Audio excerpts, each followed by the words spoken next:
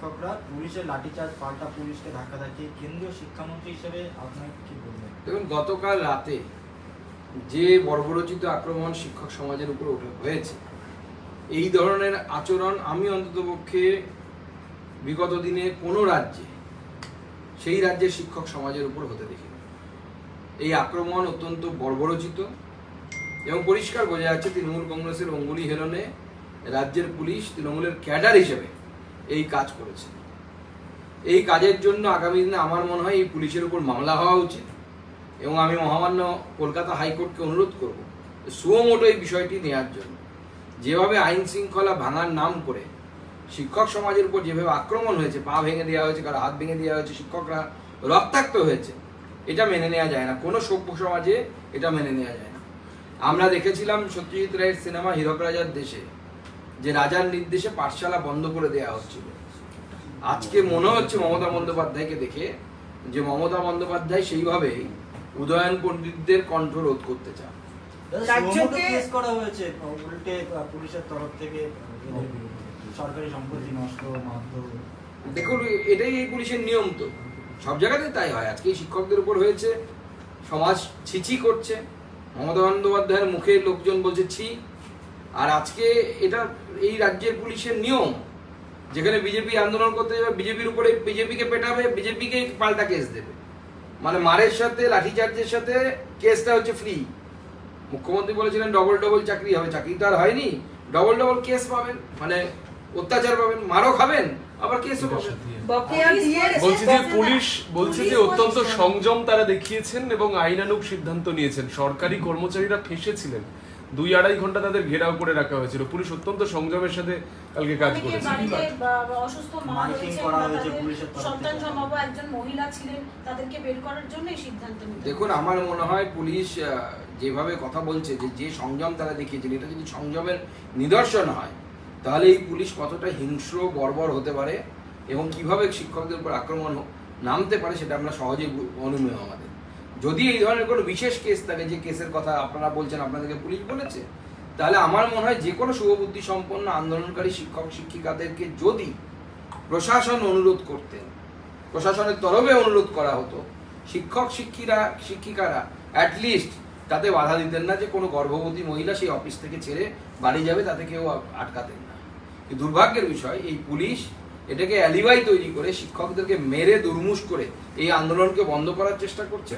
আমার মনে হয় রাজ্যের সমস্ত শিক্ষক সমাজকে এর বিরুদ্ধে গর্জে ওঠা উচিত। প্রয়োজনে একদিন নিজেরা কাজ বন্ধ করে এই সরকারকে শিক্ষকদের শিক্ষা দেওয়া উচিত। বলছি গতকাল একটা ছবি দেখা গিয়েছিল, পুলিশ এসে বাধা দিল, কিন্তু তার আগে দেখা গেল যে সুপ্রসাদী দত্ত এবং তার অনুগামীরা তাদের যে ভূমিকা এবং তাদেরকে যে খোলা ছেড়ে দেওয়া, তারপরে পুলিশ গেল, সেই অংশটা কিভাবে দেখছেন? না, সে তো তৃণমূলের পুলিশ আসার আগে তৃণমূলের গুন্ডারা এসেছিল এবং সব্যসাচী দত্ত এই ধরনের কাজের এক্সপার্ট।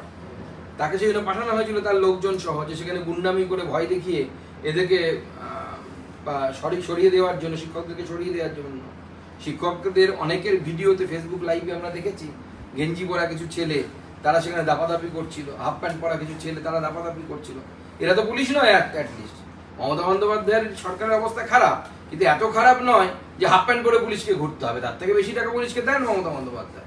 তো স্বাভাবিকভাবে এরা এই হাফ প্যান্ট পরা পুলিশ নিশ্চয়ই মমতা বন্দ্যোপাধ্যায়ের পুলিশ নন, এরা মমতা বন্দ্যোপাধ্যায় দলের সম্পদ। আজকে ফের উত্তেজনা বিকাশ ভবনে, ব্যারিকেড সরিয়ে দিল আন্দোলনকারী এবং তারা বলছে যতক্ষণ না পর্যন্ত তারা পুনর্বহাল হচ্ছেন তাদের আন্দোলন চলবে। দেখুন, আমি শিক্ষকদেরকে এই কথাই বলবো যে বিকাশ ভবনে আপনারা করছেন ঠিক আছে, তা আসল লোকটা তো নবান্নে বসে আছে, যে আসল চুরিটা করেছে এবং আপনাদেরকে এই ফাঁসিয়েছে, এই প্যাচের মধ্যে ফেলেছে, তিনি তো প্যাচ কষে ওখানে আরামে মুড়ি শশা খাচ্ছেন, তাকে প্যাচে ফেলুন। বিকাশ ভবনে প্যাচ ফেলে লাভ নেই খুব একটা। কিন্তু তার থেকেও বড় কথা যে রাজ্য সরকার বারবার এই শিক্ষকদেরকে ললিপপ দিয়ে বোকা বানিয়েছে। আপনারা কতদিন ললিপপ আমরা খাবেন আমরা জানি না, আমরা প্রথমে বলেছিলাম যে যতই ললিপপ দিক এই রাজ্য সরকার, কিন্তু বাস্তবিকতা হচ্ছে এই শিক্ষকদেরকে মমতা বন্দ্যোপাধ্যায় বৈধ অবৈধ লিস্ট না দেওয়ার ফলে তাদেরকে এমন জায়গায় ফেলে দিয়েছে যে আগামী দিনে এদের পরীক্ষায় বসতে হবে। আর শিক্ষকদের মূল দাবি যে তারা পরীক্ষায় বসবেন না, যারা যোগ্য শিক্ষক তাদের দাবিটা যৌক্তিক কথা আছে, আমরা অস্বীকার করছি না, কিন্তু এই সরকার এমন প্যাচে ফেলেছে, আইনি প্যাচে ফেলেছে, আইনি জটিলতায় ফেলেছে যে তাদের পরীক্ষায় বসা ছাড়া আর কোনো উপায় নেই। এই জায়গায় এই রাজ্য সরকার ঠেলে দিয়েছে এই শিক্ষকদের। সুপ্রিম কোর্ট আজ নির্দেশ দিয়েছেন বকেয়া ডিএর 25% মেটাতে হবে, কিভাবে দেখছেন? অবিলম্বে। দেখুন, আমি তো মনে করি যে সুপ্রিম কোর্ট প্রথমে আদেশ দিয়েছিল 50%, 50%। পরবর্তী সময় অভিষেক মনু সিংভি, যিনি প্রখ্যাত কংগ্রেস নেতা এবং আমাদের রাজ্য সরকারের উকিল, তিনি দাবি দিয়ে তুলেছিলেন আদালতের কাছে পুনর্বিবেচনা করার জন্য, না হলে রাজ্য সরকারের নাকি মেরুদণ্ড ভেঙে যাবে। তো স্বাভাবিকভাবে সুপ্রিম কোর্ট এই বিষয়ে বিবেচনা করে 25% দেওয়ার কথা বলেছে এবং সেটা অবিলম্বে। আমরা মনে করি যে পারলে মানে নিয়ম অনুসারে পুরোটাই দিয়ে দেওয়া উচিত। 100% যে ডিএ বকেয়া, সেই বকেয়া ডিএ মেটানো উচিত। কিন্তু যেহেতু কোর্ট রায় দিয়েছে 25%, তো 25% দিয়ে অবিলম্বে শুরু করুন, ধীরে ধীরে 50% এবং তারপরে 1 বছরের মধ্যে পুরোটা দিয়ে দেবেন। 17 বার এই মামলা জটিল হয়েছে ক্রমশ। রাজ্য সরকার বারবার বলেছে যে রাজ্যে বিনিয়োগ আসছে, জোয়ার আসছে, অর্থনৈতিক কোনো রকম সমস্যা নেই। অভিষেক মনু সিংভি বলছেন যে রাজ্যের অর্থনৈতিক মেরুদণ্ড ভেঙে যাবে, কিভাবে দেখছেন? দেখুন, এটা থেকে বোঝা যাচ্ছে যে কোর্টের সামনে তো আর মিথ্যে কথা বলবে না রাজ্য সরকার। স্বাভাবিকভাবে বোঝা যাচ্ছে যে রাজ্য সরকার এই যে অর্থনৈতিক জোয়ারের কথা বলেছে, সেই জোয়ারটা আসলে জোয়ার বাজরার জোয়ার হতে পারে, জোয়ার ভাটার জোয়ার আসে। তো স্বাভাবিকভাবে এই রাজ্য সরকারের অর্থনীতি ভিখারিতে পরিণত হয়েছে। এই রাজ্য সরকার এই পশ্চিমবঙ্গকে এই মুহূর্তে ভিখারিতে পরিণত করছে এবং তার ফলে এই টাকা শোধ করার জন্য কেঁদে কুলে উঠছে বারবার যে আমরা এই টাকা দিতে পারবো না, এবং এই টাকা অধিকার কর্মচারীদের। এবং এতবার পিছিয়েছে এই মামলা। বিজেপি প্রথম থেকেই আমাদের কর্মচারী পরিষদ থেকে শুরু করে বিভিন্ন সংগঠন এর সাথে যুক্ত ছিল, তারা সমানে সংগ্রাম চালিয়ে গেছে, তারা একের পর এক ডেট পেয়েছে। গতকাল পরশু দিনে আমার সাথে কথা হচ্ছিল যে আর মানে তারা আর পারছে না মামলাটাকে টেনে নিয়ে যাওয়ার জন্য, যাওয়া আসার ভাড়া নেই, এরকম হয়ে গেছে। রিটায়ার্ড সরকারি কর্মচারীরা তারা লড়ছেন এই ডিএর জন্য, আমাদের কর্মচারী পরিষদের যারা নেতা আছেন তারা লড়ছেন। এইরকম পরিস্থিতি তৈরি হয়ে গেছে আজকে।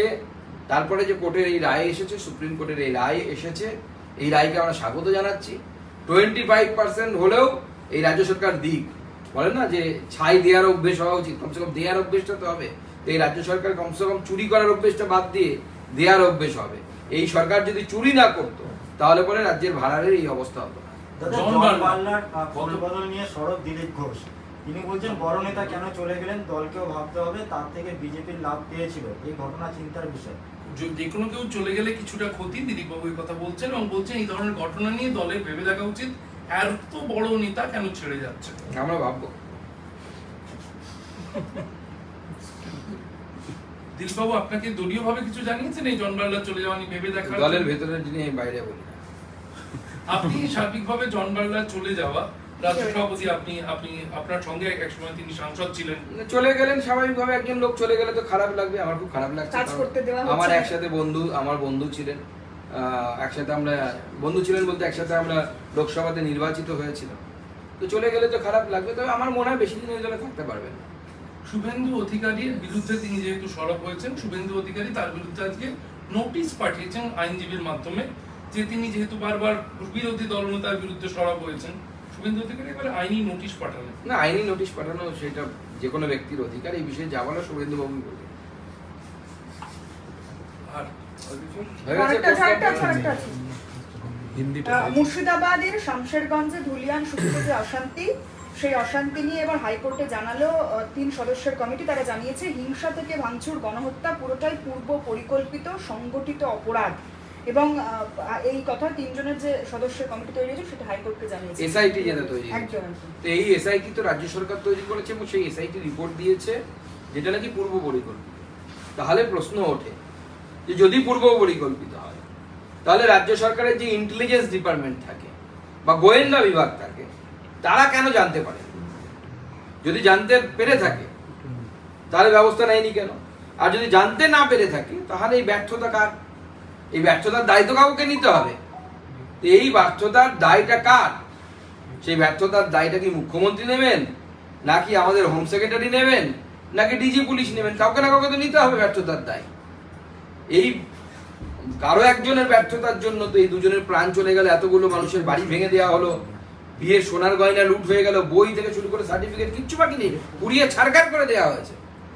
যে দায়ী তাকে দায়ী নিতে হবে। বলছি যে পুলিশ লাঠিচার্জ করছে তারা আবার আজকে প্রেস কনফারেন্সে একটা তাৎপর্যপূর্ণ লাইনও বলছেন, চাকরি হারাদের বেদনা অনুভব করে পুলিশ। পুলিশের সাংবাদিক সম্মেলনে এই ধরনের লাইনে দেখা গেছে। না, পুলিশের যা অবস্থা এখন মনে হচ্ছে কোনো রকমে ড্রেসটা খুলিয়ে, খাকি ড্রেসটা খুলিয়ে পায়জামা পাঞ্জাবি পরিয়ে তৃণমূলের ঝান্ডা হাতে ধরিয়ে নামিয়ে দিলেই হয়ে গেল। কালীঘাটে গিয়ে একদম জিন্দাবাদ জিন্দাবাদ করবে দিদিমণির বাড়ির পাশে গিয়ে। এই অবস্থা তো হয়ে গেছে রাজ্য পুলিশের। নেতা না পুলিশ, এরা সেটাই বোঝা যাচ্ছে না। এরা অফিসার নাকি নেতাগিরি করতে এসেছে। বলছি হিন্দিতে জিজ্ঞেস করতে হবে, কয়েকজন আছে। নিয়ে নাও, তুমি নিয়ে নাও একসাথে। চলো भेजो भेजो बूम भेजो बूम भेजो, बूम भेजो। सेटअप रेडी है ना? अरे बूम दो, बूम दो। কোথায় গেলি? देखिए দে বন্ধ করে। বूम दो। बूम दिला देख देख আসবে অত তো হ্যাঁ সেখান থেকে কট খুলছে ও ইয়ে খুলছি তার প্যান্টটা। চলো যাবো। কতগুলো দুটো আছে। अच्छा, विकास भवन में आंदोलनकारियों के पर पुलिस की लाठीचार्ज हुए, शिक्षकों का सिर फटे और पैर भी टूट गए। देखिए, कल रात को आंदोलन करते हुए शिक्षकों के ऊपर जिस तरीके का आक्रमण हुआ है पुलिस के द्वारा, ये बहुत ही घृणित है। हम उसकी निंदा करते हैं। और मैंने अपनी जो जिंदगी में भारत के किसी भी प्रांत में शिक्षकों के ऊपर इस तरीके का दरिंदगी मैंने अपनी जिंदगी में कभी नहीं देखा। यहाँ तक कि शिक्षक भी याद नहीं कर पा रहे हैं कि भारतवर्ष में किसी भी स्टेट में शिक्षकों के ऊपर इस तरीके का अत्याचार, इस तरीके का आक्रमण हुआ है। पुलिस, और सिर्फ पुलिस ही नहीं, पुलिस से पहले तृणमूल कांग्रेस के गुंडे शिक्षकों के ऊपर, शिक्षकों के आंदोलन को तोड़ने की हर संभव कोशिश, और वहां पे तृणमूल कांग्रेस के नेता सब्यसाची दत्त वो भी वहां पे उपस्थित थे। उनके द्वारा, उनके गुंडे द्वारा इस आंदोलन की तोड़ने की हर संभव कोशिश की गई। और जिस तरीके का आक्रमण हुआ है, इस तरीके का आक्रमण अनुचित है और शिक्षक समाज के ऊपर ये आक्रमण है। और मुझे लगता है कि बंगाल की जनता इसको मानेगी नहीं। और मैं सारे शिक्षक समाज से आवेदन करूंगा, हाथ जोड़ के निवेदन करूंगा कि सरकार के खिलाफ आवाज बुलंद करिए और इस सरकार के खिलाफ एक दिन का भी हो, सिंबॉलिक भी हो, फिर भी आप प्रतिवाद उसको, इस पे सरकार के इस एक्ट के खिलाफ, घृणित एक्ट के खिलाफ आप अपना प्रतिवाद जताइए। আচ্ছা, আর একটা হচ্ছে সর্বোচ্চ আদালত যে 25%টা বলেছে ওটা একটু হিন্দিতে। देखिए, डीए के मामले में सुप्रीम कोर्ट की जो वर्डिक्ट आई है, पहले तो उस वर्डिक्ट को हम स्वागत करते हैं। इस वर्डिक्ट के लिए बहुत सारे ऑर्गेनाइजेशन बहुत पहले से लड़ाई कर रही थी। कर्मचारी परिषद बोल के बंगाल के एक ऑर्गेनाइजेशन बार बार लड़ रहे थे। बहुत बार हमारे लोगों से, हमारे पार्टी के लोगों से उन्होंने बातचीत भी किया। और जिस तरीके से इस लड़ाई के लगातार 14-17 बार इसका डेट पीछे गया और उसके बाद सुप्रीम कोर्ट का ये वर्डिक्ट आया है। और इस वर्डिक्ट में पहले सुप्रीम कोर्ट ने बताया था कि 50% अभी दे देनी चाहिए जो डीए ड्यू है उसका। उसके बाद राज्य सरकार की तरफ से जिस तरीके से मनु सिंघवी जी ने, अभिषेक मनु सिंघवी जी ने, जो कद्दावर कांग्रेस नेता है और राज्य सरकार की तरफ से स्टेट गवर्नमेंट को रिप्रेजेंट कर रहे थे, उन्होंने सुप्रीम कोर्ट से गुहार लगाई कि 50% अगर देने की जरूरत पड़ी तो सरकार का पूरा बैकबोन, इकोनॉमी का बैकबोन, सरकार की फिनेंस की बैकबोन टूट जाएगी। और इसके लिए उन्होंने कोर्ट ने फिर रिवाइज करके 25% डीए जो ड्यू है उसको अभी मिटा देने के लिए बोला है, अभी दे देने के लिए बोला है। लेकिन मुझे लगता है कि सरकार को पूरी ही मिटा देनी चाहिए। अगर सरकार के तृणमूल कांग्रेस के लोग अगर चोरी नहीं करते तो आज पश्चिम बंगाल की ये हालत नहीं होती, पश्चिम बंगाल की इकोनॉमी की इस बुरी हालत नहीं होती कि ममता बनर्जी ने पश्चिम बंगाल के हाथ में भिक्षा पात्र थमा दिया है। पश्चिम बंगाल की हालत भिखारी जैसा बना दिया ममता बनर्जी।